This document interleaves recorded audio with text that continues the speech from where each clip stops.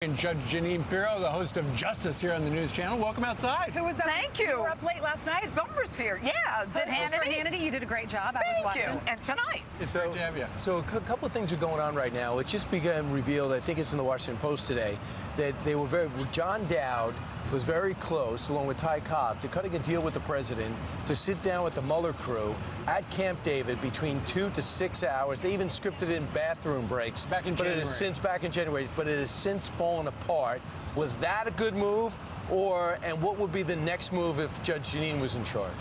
If I were in charge, the president would be playing golf right now. There is no way the president should appear before Bob Mueller. Think about it. If a sitting president cannot be indicted, and if this president were to be questioned, it would only be for the purpose of an indictment. The legislative branch is not going to be in a position, which is what Mueller would like, to get the testimony of the president so that they can then use it to impeach him. That's the problem. But he's still deciding. I don't know if he's still deciding, but if the president decides to sit down with Robert Mueller, it's a mistake. They can't indict you. The only reason would be to use that testimony for an impeachment. And by the way, the president has the right to fire anyone for one reason, two reasons, no reasons, or any reasons. So what are we talking about? And when you think about it, Rod Rosenstein, the guy who recommended that Jim Comey be fired, he's in charge of the investigation. So he should be charged as a co-conspirator and obstruction of justice. Judge, the whole thing is absurd. What if he decides not to sit down with Robert Mueller? What happens next? Subpoena power. Well, then they would subpoena him, and then we would be in a situation where they would fight. Yeah, there would be a fight. There would be a legal fight. You cannot subpoena the president for this, and there is no point to it. And what Mueller is doing, look, I was a prosecutor. If I want to indict somebody, I'm not going to say to him, you've got to come in and talk to me. He doesn't have to come in and talk to me. You have the evidence, Mr. Mueller. Put it up or shut the whole thing down. All right, so Judge, don't talk to him. He gets subpoenaed, and he can say, no, you can't subpoena me, and that's the end of it, right? Well, it'll probably, I mean, there'll be a lot of legal arguments. It'll go up to the appellate courts. You mentioned the legislative branch. We all know that yesterday there were two meetings with legislature representatives and the Department of Justice. In the first one, apparently, Trey Gowdy and Devin Nunes wanted to see different things, like the scope memo, wanted more information about this confidential informant, and it doesn't sound like they wound up seeing something, an unredacted version. Clearly, the Department of Justice feels that these members of Congress on the Republican side shouldn't take a look at these things, that the Mueller investigation actually has unfettered access to. Gee, what a shock. You know, here's the problem. The Department of Justice is slow walking. They don't want to give any information to Congress. They are ignoring the fact that Congress has oversight. Congress has the power to oversee what they're doing and to make sure that they are not going beyond what is allowed legally. Right. And what they're trying to do is wait until the 2018 midterms, which come up in about 6 months.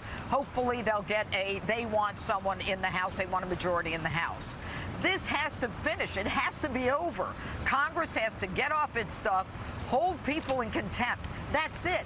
But Judge, they're trying to get the documents, but the Department of Justice is apparently, they're going, okay, we've got the document right here. We will explain to you what's on it, but we're not going to let you see it.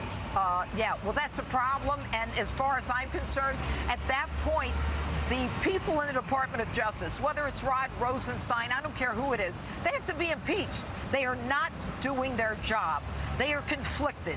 They have an agenda. They are stonewalling. They are ignoring congressional oversight. Adam Schiff came out and said, I was in that meeting. Nothing new here. There was no spy in the Trump camp. I guess discounting things that were written. Is this the same Adam Schiff who said... He probably wrote it before he went in. Yeah, this is the same Adam Schiff who says there is evidence of collusion, which, by the way, Adam, it's not a crime. I know you used to be a prosecutor, but you have to bone up a little. And in terms of Adam Schiff saying there is no evidence of spy in the campaign, is it a spy that's the ambiguous in the campaign? Is there surveillance? Is it a human source? Come on, we're playing words here. It's all so Clinton-esque. It is pretty amazing. They come out of a classified briefing and they read a statement. The Republicans wouldn't say anything. And by the way, he wasn't supposed to be in that briefing. It was a gang of 8, but he has such a big mouth, they let him in. Yeah, We'll be watching tonight. She's going to be filling in for Hannity tonight, so It's always such a good you. show. All right. Of course, your show on the weekends. Yeah, that's right. Saturday night. Yeah, When are we co-hosting? I can't wait. All right, it is 8:38 now in New York City. Let's go back inside to Jillian. That's right. Good Friday morning to you at home as well. An armed man turns into a hero when he shoots and kills a gunman on a rampage. Police say the Good Samaritan pulled out a pistol and stopped the gunman in the parking lot after he shot a mother and her daughter inside Loews on the Lake in Oklahoma City. The family celebrating a birthday when they were attacked. Both are expected to survive. 2 other people are hurt. The shooting appears to be random. Talk about crashing the party. A high school prom is cut short after the yacht they were on rams into a docked boat.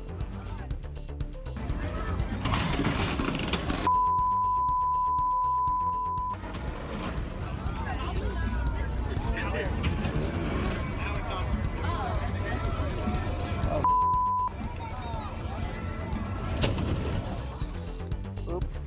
None of the nearly 100 students and staff on board were hurt. The crash in the Hudson River in New Jersey is under investigation. Do you remember the former NAACP leader who made national headlines for lying about her race? Are you African American? I don't understand the question.